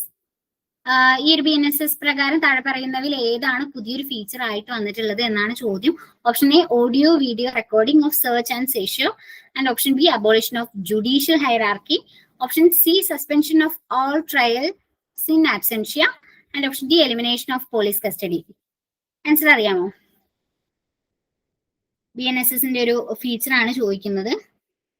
Option A audio video recording of search and seizure is a right answer. അത് തന്നെയാണ് correct answer ആയിട്ട് വരുന്നത്. And അതോടൊപ്പം തന്നെ ഇത്തരത്തിൽ ഇൻവെസ്റ്റിഗേഷൻ അതുപോലെ ട്രയലിനൊക്കെ വേണ്ടിയിട്ട് സ്പെസിഫൈ ചെയ്തിട്ടുള്ള ടൈം ലൈൻസ് പ്രൊവൈഡ് ചെയ്യുന്നു എന്നുള്ളതും ഈ ഒരു BNSSന്റെ മറ്റൊരു ഫീച്ചർ ആയിട്ട് നമുക്ക് പറയാവുന്നതാണ്. അടുത്ത question, in BNSS 2023 the term mental illness has been replaced by which term, ഈ ഒരു മെന്റൽ ഇൽനെസ് എന്നുള്ള ഒരു ടേമിനെ റിപ്ലേസ് ചെയ്തിട്ടുള്ളത് എന്തുമായിട്ടാണ് എന്നുള്ളതാണ് ചോദ്യം വരുന്നത്. Option A insanity, option B psychological disorder, option C unsoundness of mind and option D cognitive impairment. Yes, option C correct answer ആണ്. Unsoundness of mind എന്നുള്ള ടേമുമായിട്ടാണ് മെന്റൽ ഇൽനെസ്സിനെ BNSSൽ റീപ്ലേസ് ചെയ്തിട്ടുള്ളത്. ആൻഡ് അടുത്ത ക്വസ്റ്റിലേക്ക് പോവാണ്. ആൻഡ് 45th ക്വസ്റ്റ്യൻ ആണ്, which of the following is a key change introduced in BSA 2023. നമ്മുടെ BSAയിൽ വന്നിട്ടുള്ള ഒരു കീ ചേഞ്ച് ആയിട്ട് താഴെ പറയുന്നവയിൽ ഏതാണ് എന്നുള്ളതാണ് ചോദ്യം. അറിയുന്നവരൊന്ന് കമന്റ് ചെയ്യുക. Option A oral evidence can be given electronically, option B confessional statements are completely abolished, option C witnesses are not required in court, option D digital evidence is inadmissible. Answer അറിയാമോ? Option C അല്ല. അതായത് ഒരുപാട് technologically advanced ആയിട്ടുള്ള ഒരു സമയം. നമ്മുടെ penal code എന്നൊക്കെ പറയുമ്പോൾ പണ്ടുണ്ടാക്കി, അതായത് 1860 വന്ന ഒരു കാര്യത്തിന് നമ്മൾ റീപ്ലേസ് ചെയ്തുകൊണ്ട് വരുമ്പോൾ നമ്മൾ ഇപ്പോഴത്തെ കാലത്തിനനുസരിച്ച് അല്ലെങ്കിൽ ടെക്നോളജിക്കലി അഡ്വാൻസ്ഡ് ആയിട്ടുള്ള ഒരു സിസ്റ്റം ആണ്, അല്ലെങ്കിൽ ഇത്തരത്തിൽ ട്രയൽ പ്രോസസ്സും കാര്യങ്ങളൊക്കെ ജസ്റ്റിസ്ഫുൾ ആക്കാൻ വേണ്ടിയിട്ടൊക്കെ വന്നിട്ടുള്ള ഒരു കാര്യമാണ് BSA എന്ന് പറയുന്നത്. അപ്പോൾ ഓപ്ഷൻ എ ആണ് കറക്റ്റ് ആൻസർ ആയിട്ട് വരുന്നത്. Oral evidences can be given electronically എന്നുള്ളതാണ്. ഇലക്ട്രോണിക്കലി ഓറൽ എവിഡൻസസ് കൊടുക്കുക എന്നുള്ളൊരു പ്രൊവിഷൻ ആണ്, അല്ലെങ്കിൽ ആ ഒരു കീ ചേഞ്ച് ആണ് BSAയിൽ വന്നിട്ടുള്ളത്. എന്റെ അടുത്ത ക്വസ്റ്റ്യനിലേക്ക് പോവാം.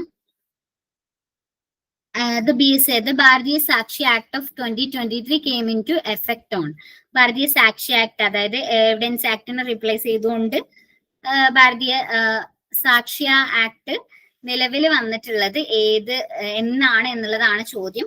Option A 25th December 2023, option B 1st July 2024, option C 20 December 2023 and 21st December 2023.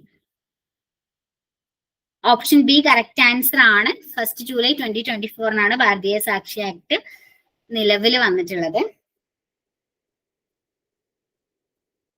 അടുത്ത question, which year was the protection of human rights act enacted in India? ഇന്ത്യയിൽ protection of human rights act enact ചെയ്യപ്പെട്ടിട്ടുള്ള വർഷം ഏതാണ് എന്നാണ് ചോദിക്കുന്നത്. Option A 1990, option B 1993, option C 1995, option D 2000. Option B 1993 correct ആയിട്ടുള്ള answer ആണ്. 1993 ഇന്ത്യയിലെ protection of human rights act നിലവിൽ വന്നിട്ടുള്ളത്. ആൻഡ് ഈ ഒരു ആക്ട് പ്രകാരം തന്നെയാണ് ഇന്ത്യയിൽ നമ്മുടെ നാഷണൽ ഹ്യൂമൻ റൈറ്റ്സ് കമ്മീഷൻ, അതുപോലെ തന്നെ സ്റ്റേറ്റ് ഹ്യൂമൻ റൈറ്റ്സ് കമ്മീഷൻസും അതുപോലെ ഹ്യൂമൻ റൈറ്റ്സ് കോർട്സും ഒക്കെ എസ്റ്റാബ്ലിഷ് ചെയ്യപ്പെട്ടിട്ടുള്ളത്. അടുത്ത ക്വസ്റ്റ്യൻ വായിക്കുവാണ്. What is the term of office of the chairperson of the national human rights commission? National human rights കമ്മീഷനിലെ ചെയർപേഴ്സന്റെ ടേം എങ്ങനെയാണ്, ഓഫീസിന്റെ ടേം എത്രയാണ് വരുന്നത് എന്നുള്ളതാണ് ചോദ്യം. അറിയുന്നവരൊന്ന് കമന്റ് ചെയ്യാൻ പെട്ടെന്ന്. Option A 3 years or till age of 65, option B 5 years or till age of 70, option C 6 years or till age of 75, and option D 4 years or till age of 68. Answer അറിയാമോ? Okay, ഇതിന്റെ answer ആയിട്ട് വരുന്നത് 5 years or till age of 70 എന്നുള്ളതാണ് ഈ ഒരു national human rights കമ്മീഷനിലെ ചെയർപേഴ്സന്റെ term of office വരുന്നത്. ഓപ്ഷൻ ബി ആണ് കറക്റ്റ് ആൻസർ ആയിട്ട് വരുന്നത്. ആൻഡ് അത് സ്റ്റേറ്റ് ഹ്യൂമൻ റൈറ്റ്സ് കമ്മീഷനിലേക്ക് വരുമ്പോൾ അത് 3 വർഷവും 70 years ആയിട്ടാണ് വരുന്നത്. പക്ഷെ നാഷണൽ ലെവലിൽ, അതായത് നാഷണൽ ഹ്യൂമൻ റൈറ്റ്സ് കമ്മീഷനിൽ വരുമ്പോൾ അത് 5 years 70 years 5 years അല്ലെങ്കിൽ 70 years ഓഫ് ഏജ് ആണ് വരുന്നത്. 3 years വരുന്നത് സ്റ്റേറ്റിന്റെ കാര്യത്തിലാണ്. ഓക്കെ, അടുത്ത ക്വസ്റ്റ്യനിലേക്ക് പോവാം. അത് ക്ലിയർ അല്ലേ? ഓക്കെ, അടുത്ത ക്വസ്റ്റ്യൻ വായിക്കുകയാണ്. Who appoints the chairperson and members of the NHRC? National human rights കമ്മീഷനിലെ മെമ്പേഴ്സിനെയും ചെയർപേഴ്സണെയും അപ്പോയിന്റ് ചെയ്യുന്നത് ആരാണ് എന്നുള്ളതാണ് ചോദ്യം. Option A prime minister, option B president of India, option C parliament, option D chief justice of India.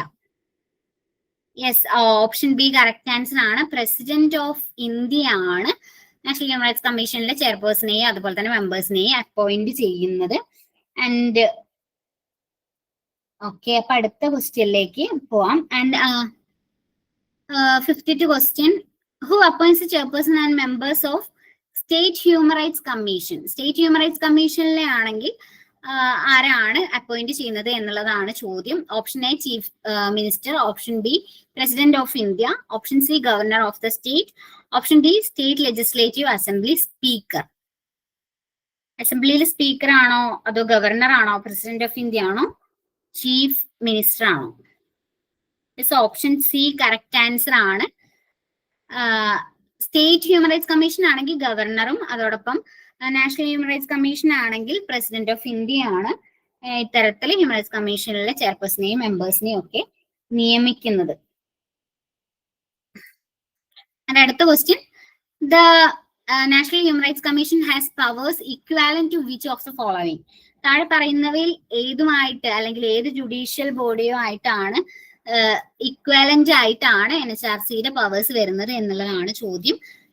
Answer അറിയുന്നവർ comment ചെയ്യുക. Option A district magistrate, option B civil court under code of civil procedure, option C supreme court and option D legislative assembly. C supreme court അല്ല, NHRCയുടെ powers വരുന്നത് ഈ civil കോർട്ടാണ്. Civil court under code of civil procedure പ്രകാരം civil കോർട്ടുമായിട്ട് equivalent ആയിട്ടാണ് national human rights കമ്മീഷന്റെ power വരുന്നത്.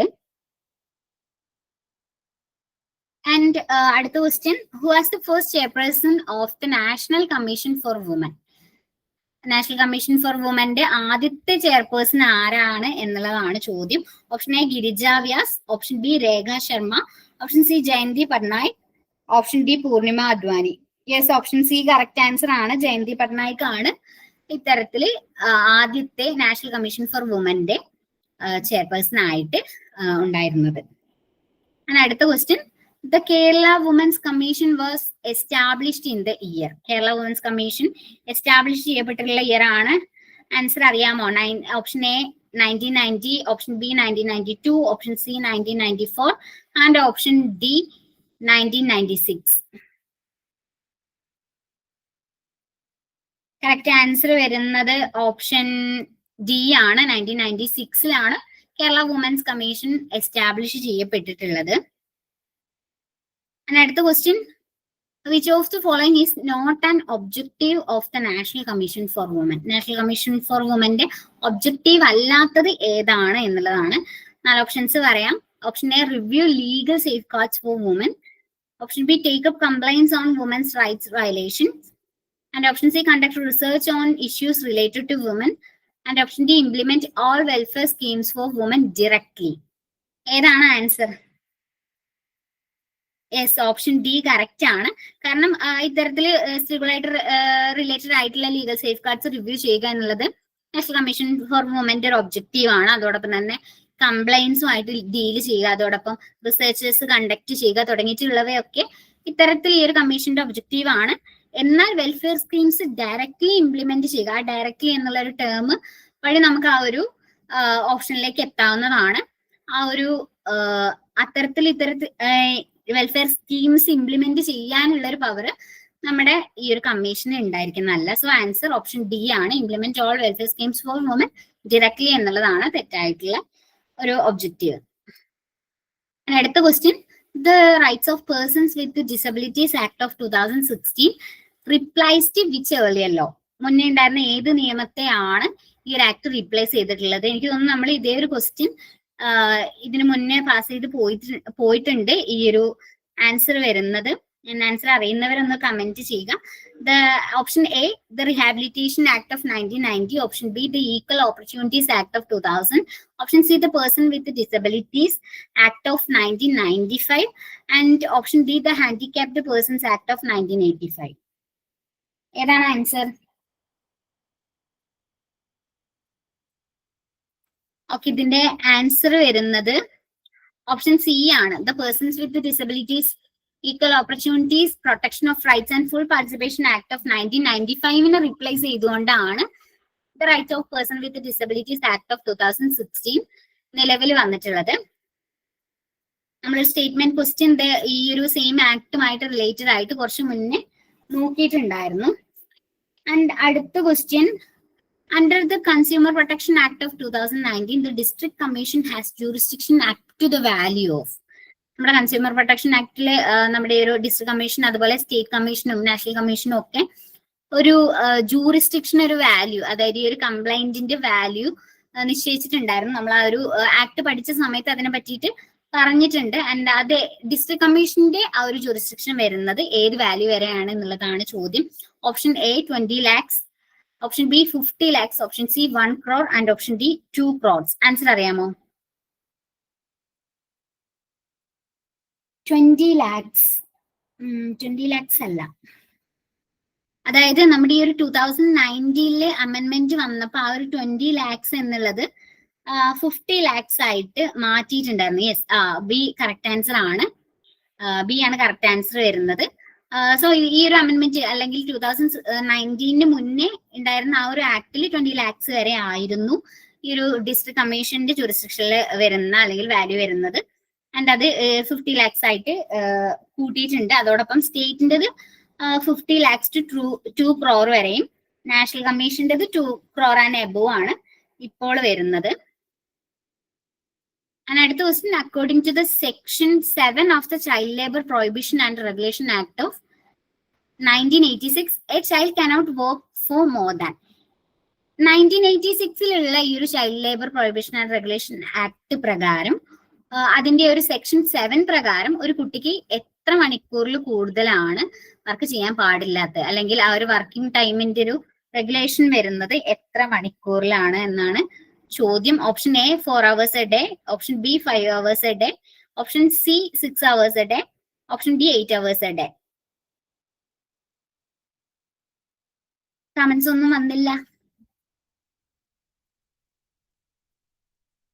ഓക്കെ, അതിന്റെ ആൻസർ വരുന്നത് option C 6 hours a day എന്നുള്ളതാണ്. ഈ ഒരു ആക്ട് പ്രകാരം ഒരു കുട്ടി വർക്ക് ചെയ്യുകയാണെങ്കിൽ തന്നെ പ്രൊഹിബിറ്റ് ചെയ്യുന്ന, അതായത് കുട്ടികൾ വർക്ക് ചെയ്യാൻ പാടില്ല എന്ന് പറയുന്ന കുറച്ച് ഓക്യുപ്പേഷൻസ് അല്ലെങ്കിൽ പ്രോസസ്സസ് ഒക്കെ ഈ ഒരു 1986 ആക്ടിന്റെ അണ്ടറിൽ പറയുന്നുണ്ട്. അതുപോലെ തന്നെ രാത്രി 7 മണിക്കും രാവിലെ 8 മണിക്കും ഉള്ളിലുള്ള സമയത്ത് കുട്ടികൾ വർക്ക് ചെയ്യാൻ പാടില്ല എന്നുള്ള കാര്യം പറയുന്നുണ്ട്.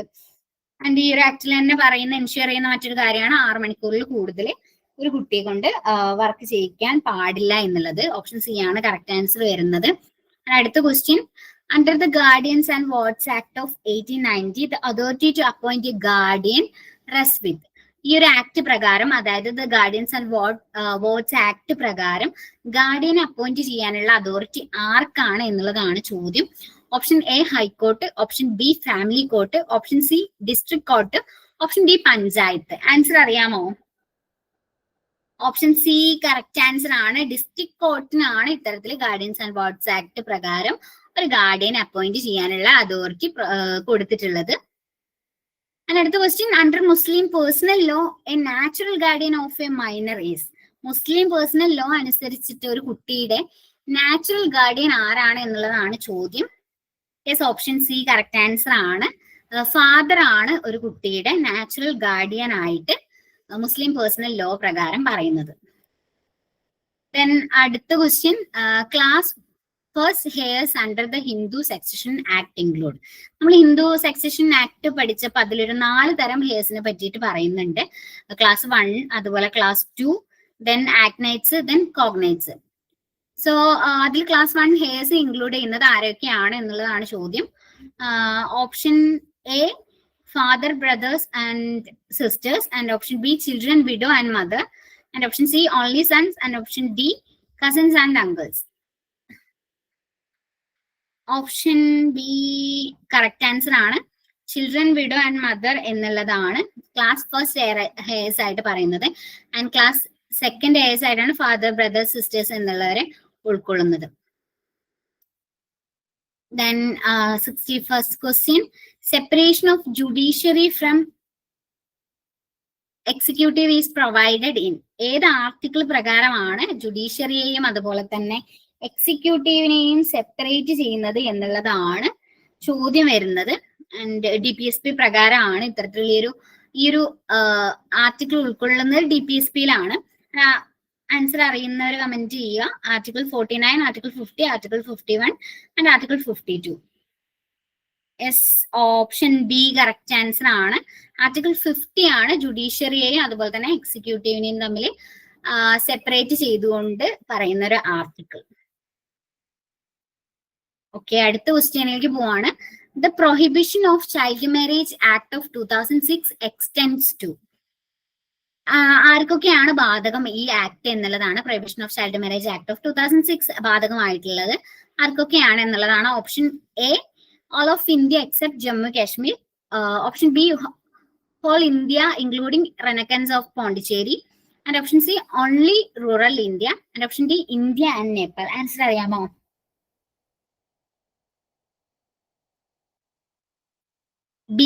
ബി കറക്റ്റ് ആൻസർ ആണ്. Whole India including renoncants of Pondicherry. Renoncants എന്താണെന്ന് നമ്മൾ നോക്കിയിട്ടുണ്ടായിരുന്നു. അതായത് ഫ്രഞ്ച് ലോ അക്സെപ്റ്റ് ചെയ്യുന്ന, നമ്മുടെ ലോക്കലിലെ റിജക്ട് ചെയ്തുകൊണ്ട് ഫ്രഞ്ച് ലോ അക്സെപ്റ്റ് ചെയ്യുന്നവരെയാണ് റെനക്കൻസ് എന്നുകൊണ്ട് നമ്മൾ സൂചിപ്പിക്കാറുള്ളത്. ആൻഡ് ഈ ഒരു ആക്ട് പ്രകാരം ഇന്ത്യയിൽ മൊത്തത്തിൽ ആപ്ലിക്കബിൾ ആയിട്ടുള്ള ഒരു ആക്ട് ആണ് the prohibition of child marriage act എന്ന് പറയുന്നത്. ആൻഡ് ഈ ഒരു ആക്ട് പ്രകാരം വരുന്ന ഒഫൻസസ് അല്ലെങ്കിൽ ഈ ഒരു ആക്ട് ലംഘിക്കുന്നത് വഴി ഒഫൻസ് ചെയ്യുന്ന ഒരാൾക്ക് അല്ലെങ്കിൽ ആ ഒരു ഒഫൻസ് കോഗ്നിസബിൾ അതുപോലെ തന്നെ നോൺ ബെയിലബിളും ആണ്. 2007 നവംബർ 1 ഈ ഒരു ആക്ട് നിലവിൽ വരുന്നത്. നമ്മൾ അവസാനത്തെ ക്വസ്റ്റ്യനിലേക്ക് പോവാണ്. Who currently heads national commission for woman.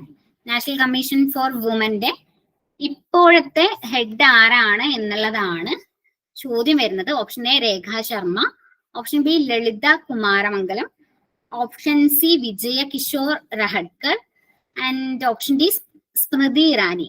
Answer അറിയാവുന്നവരൊന്ന് കമന്റ് ചെയ്യാമോ?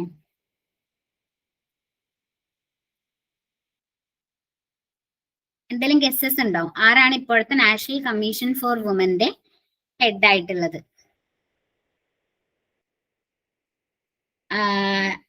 അല്ല കേട്ടോ, ഓപ്ഷൻ ബി ആൻഡ് എ അല്ല. ഓപ്ഷൻ സി വിജയ കിഷോർ രഹഡ്കർ ആണ് ഇപ്പോഴത്തെ നാഷണൽ കമ്മീഷൻ ഫോർ വുമന്റെ ഹെഡ് ആയിട്ട് വരുന്നത്.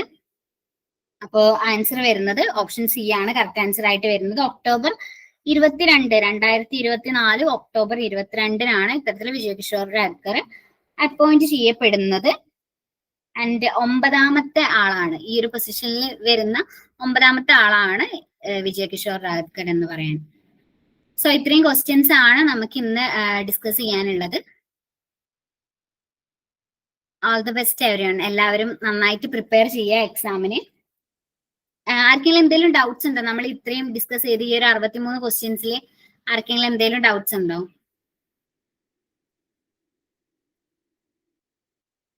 സനുജ ആൻഡ് സൗദാബി, ദെൻ അക്ഷര നന്നായിട്ട് ആൻസർ ചെയ്യുന്നുണ്ടായിരുന്നു. ആൻഡ് സനുജ ഒക്കെ എല്ലാത്തിനും ഓൾമോസ്റ്റ് കറക്റ്റ് ആണ് ആൻസർ പറഞ്ഞിട്ടുള്ളത്.